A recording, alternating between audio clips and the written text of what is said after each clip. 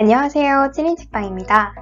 오늘 여러분과 읽어볼 책은 바로 뉴욕쥐 이야기입니다. 이 이야기는 인간들 세계를 그대로 비추고 있는 또 다른 세계, 로맨스, 편견에 맞서는 용기, 예술의 신념으로 가득한 쥐들의 세계를 그렸습니다. 책에 표현된 작가의 말입니다. 과연 어떤 내용이 깃들어 있을지 한번 이야기를 들어볼게요.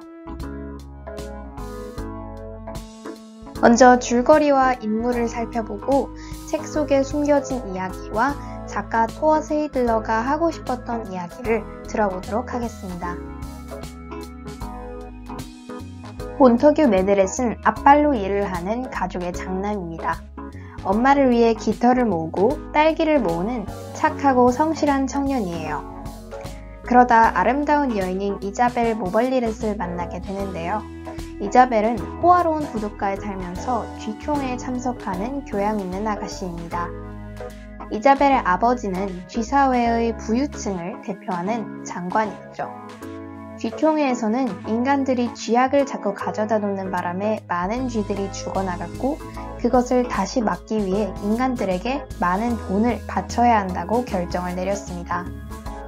쥐총회에서 이자벨을 만날 수 있을까 기대하며 참석한 몬터규는 이름만 들었던 악명 높은 자신의 삼촌, 무니 매드렛을 만나게 됩니다. 무니는 앞발로 반지를 만들고 인간과 거래를 한다는 이유만으로 악명 높은 쥐로 알려져 있었죠. 몬터규는 그런 꾀지죄한 쥐가 자신의 삼촌이란 것에 큰 충격을 받고 두 번 다시 삼촌을 만나고 싶어 하지 않습니다. 한편 몬터규는 여행을 다니는 이모에게 선물 받은 조개 껍데기에 그림을 그리는 것이 취미였는데요. 문득 이것이 부두를 살릴 수 있을까 하는 의문에 이자벨을 찾아갑니다. 그런데 그곳에서 앞발로 일을 하는 쥐는 부둣가에 사는 쥐보다 가난하고 천하게 여겨진다는 소식을 듣게 돼요. 충격을 받고 부끄러웠던 몬터규는 조개 껍데기를 버리고 도망칩니다. 그런데 이를 본 이자벨이 무니와 함께 미술관에 가서 이 조개 껍데기를 팔게 되고 소식을 들은 몬터규는 무니를 찾아 나섭니다. 무니와 장사꾼 쥐 팸, 이 둘과 모험을 함께하는 동안 몬터규는 삼촌에게서 들려지는 소문이 아닌 따뜻한 모습을 볼 수 있었고 점점 삼촌과 한 가족이라는 것에 큰 행복을 느끼게 됩니다. 모험을 마친 뒤에 부두를 살릴 수 있었지만 몬터규는 영웅으로 칭송받았고 무니는 쓸쓸한 죽음을 맞이했습니다. 이제는 삼촌을 진정한 가족으로 여기게 된 몬터규는 삼촌의 마지막 날을 애도하면서 이자벨과 다시 한번 사랑을 나누게 됩니다. 여기서 책 속 숨겨진 이야기를 살펴보겠습니다. 이자벨은 사실 몬터규를 위해 조개 껍데기를 파려고 한 것이 아니었는데요. 108쪽을 보시면 그래도 많은 돈을 모을 수 있다는 생각은 자기가 영광스러운 부임인의 영웅이 될 수 있다는 생각과 곧바로 이어졌다. 그리고 118쪽에는 렌다를 이야기하면서 내 남자친구라고 불렀다는 것에 기쁨을 느껴 했습니다.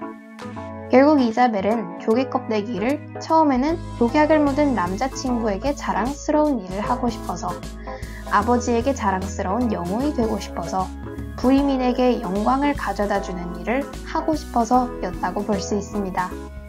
하지만 모험을 함께하며 이자벨은 몬터규에게 따뜻한 사랑을 느끼게 되었겠죠. 두 번째, 몬터규의 삼촌에 대한 마음의 변화입니다. 무니를 처음 만난 그날, 몬터규는 자신의 이름 매드렛이 이 세상에서 가장 형편없는 이름이라고 대답했습니다. 하지만 모험을 하고 난 뒤 몬터규는 죽어가는 무니 삼촌을 살리려고 애쓸 정도로 삼촌을 진정한 가족으로 생각하게 되었습니다.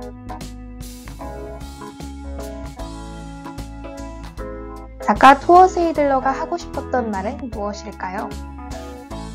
사람들의 애정 밖에 있는 쥐나 뱀, 족제비 같은 동물들을 주인공으로 한 작품을 많이 쓴 작가입니다.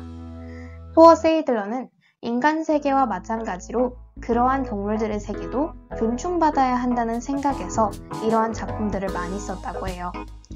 공상적인 부분에서부터 현실적인 부분을 모두 아우르는 다양한 작품 세계로 어린이 청소년뿐만 아니라 마음속에 상상력을 간직한 어른까지 빠져들게 한다는 평을 듣습니다.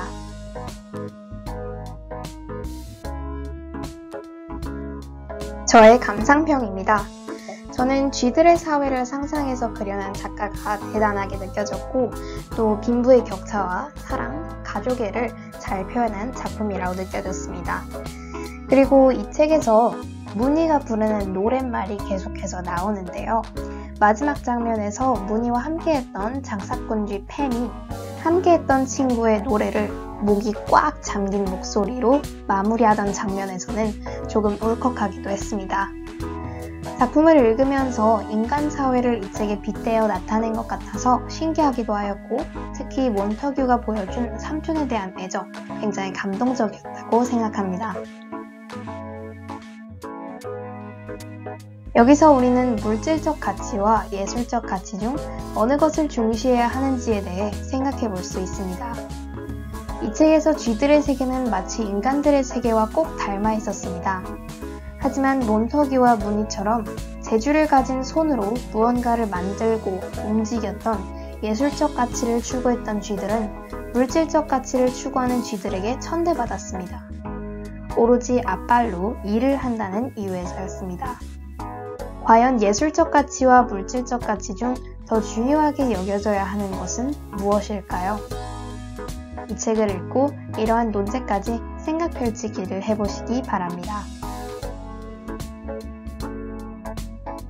지금까지 찐이책방이었습니다. 감사합니다.